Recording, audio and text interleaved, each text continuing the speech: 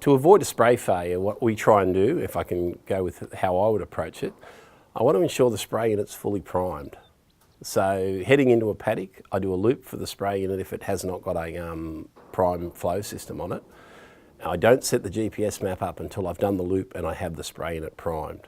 I try and avoid backing into a corner because that's going to be the same corner that I back into every time and pumping spray out because we're just loading that particular area of the paddock up with spray.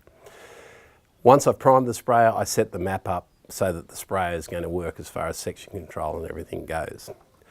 I never try and start in the one spot in the paddock more than once in a season. That avoids having that spray unit continually unprimed at the start so that you end up with a bit of an underdose at the gate.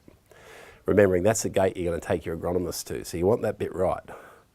Now, with your AB lines, if we're doing a double knock, we'll try and mix up our AB lines, certainly keeping the same lines, but if we start at the north end of a paddock heading south for the glyphosate treatment, we will go to the south end on that line and drive north for the gramoxone treatment. What we're now doing is hitting the plants from the other side.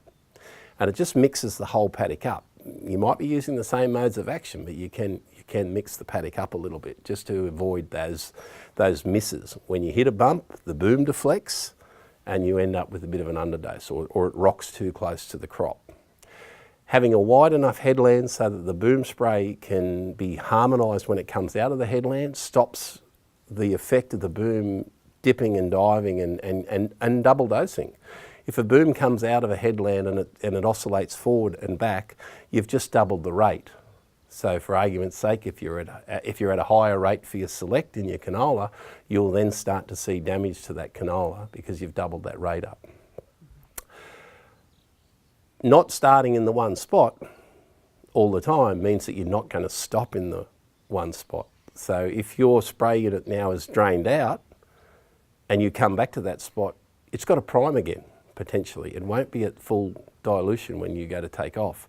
So to avoid that situation when we haven't got prime flow on a sprayer, we pull out for the second load with still 100 litres of mix in the sprayer.